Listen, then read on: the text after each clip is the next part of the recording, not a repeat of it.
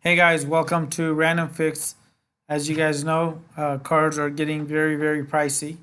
So what one trend that I've actually noticed is a lot of cars they're actually just starting to charge you for the amount of cargo space it has. So for example, the CHR right here is really not much different from this RAV4. The difference is if you look at the back window area, you have a little bit more cargo space. And the same is going to be true as you move down the line in vehicles. So if you're like me and you want an easy solution where you can get yourself a budget car, such as in my case the Toyota Corolla hatchback here, but you don't want to suffer from the lack of cargo space, I'm going to show you guys what I did because this did not work for my family's needs. It barely had enough cargo room to go camping for a single weekend. Behind me here I have my 2019 Toyota Corolla that I picked up in Alaska, and on top of the car I have my cargo box here. This is the Thule 16 cubic foot Motion XTL, and give you guys my honest review of it and show you guys the goods and the bads of it, so definitely stay tuned till the end.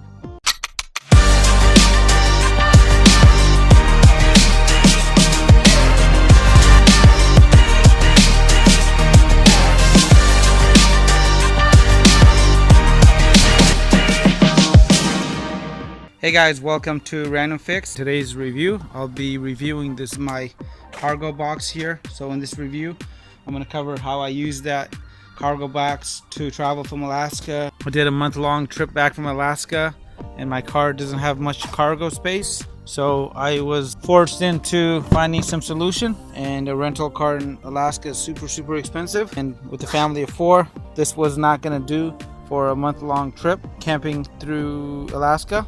I picked this guy up here, and the roof rack came with the car from the Toyota dealer. So I went down to the REI co-op there in Anchorage, and I was able to install this pretty easily, and I'm going to give you guys my review of it for using it for about the last 8 or 9 months. And I used it quite heavily because this thing was jam-packed with 4 sleeping bags, tents, cooking gear, anything you could imagine that I couldn't fit in here had to basically go up there. And the mechanism worked really well, and I'm going to show you guys how this thing is actually done after that time and go over some of the drawbacks too.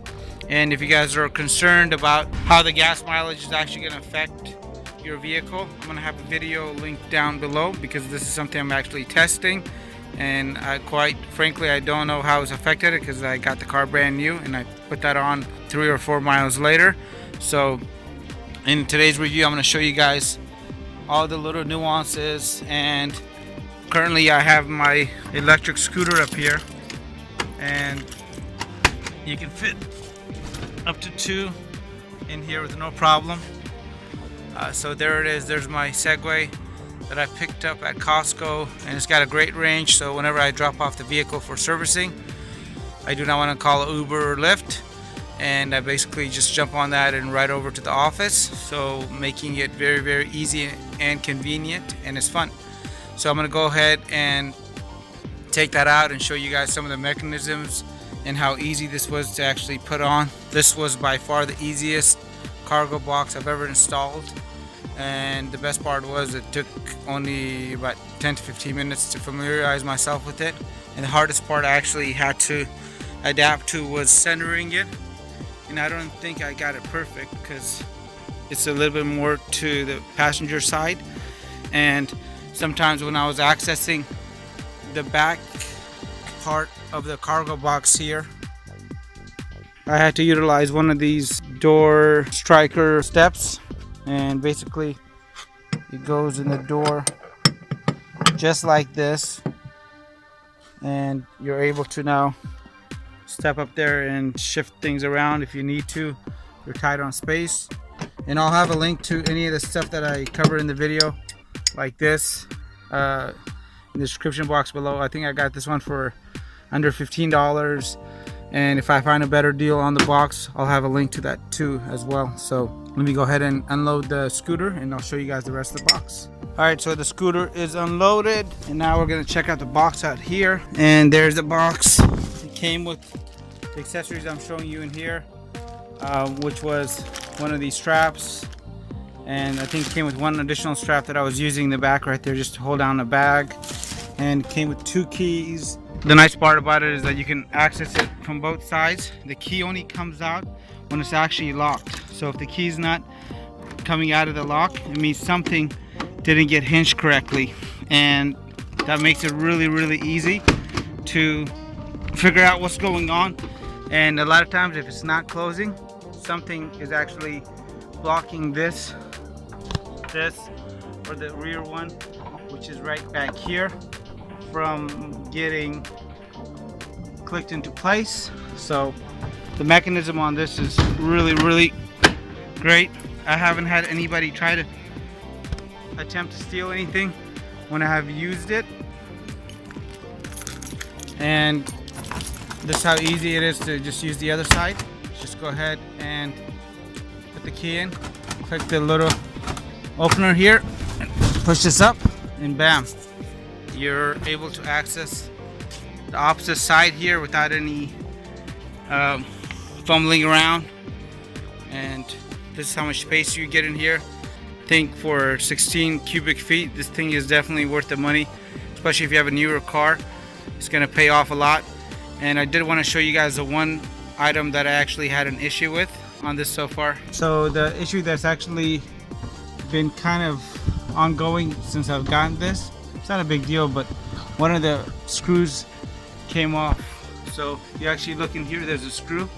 The back one has already been removed. I didn't touch it or anything, but I think when I had a lot of weight in here, I was going pretty heavy on it, and one of the times I pulled it down, it might have stripped it or something, so I got to get a new screw.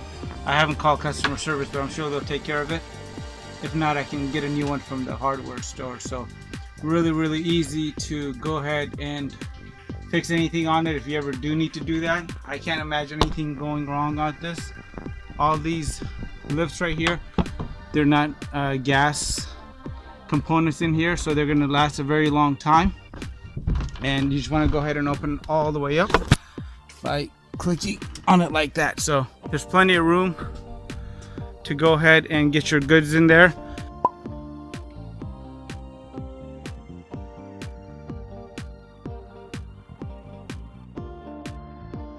Check out how easy these are. Literally, you grab them, basically drop them in right where the little points right here in the front line up, as well as the back. Put them in place, and then you go ahead and start closing, and you can see that the legs start moving closer and closer, and you want to pop them in place before you start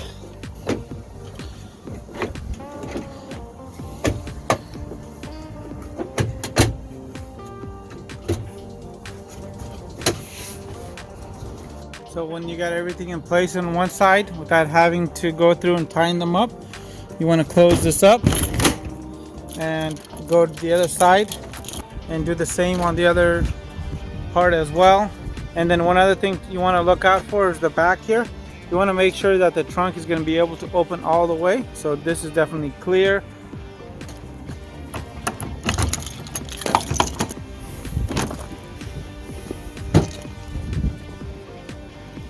And when you get the final one in place, you want to go ahead and make sure that's clipped in like that. Back here as well.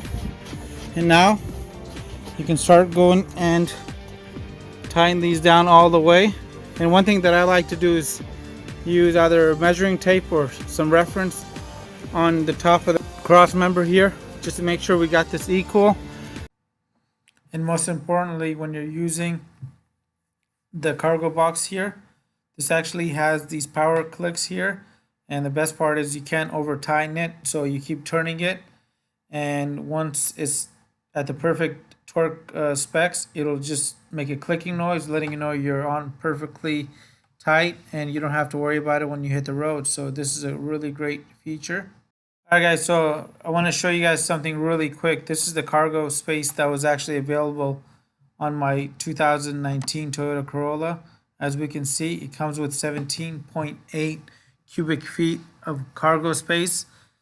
The box alone adds 16 cubic feet to this. So if I was to get an equivalent vehicle that had interior space with the 17 plus the 16 that's available, I would have to get something much bigger, such as the Highlander or a midsize SUV, and I could end up spending anywhere from like $30,000 to $40,000. So in essence, I was able to pick up that Toyota Corolla there for about $18,000, and a little $600 investment that's on top of my car that makes it look cool really did make a huge difference in the overall usage of the vehicles. And I hope this gave you guys a few ideas. Alright guys, I hope you found that video to be helpful. If it was, give it a thumbs up. If you guys are new to the channel, make sure you guys hit that subscribe button and smash on the notification icon as well. And if you guys got any videos you guys would love to see me do or repairs, please leave them below. Thanks again.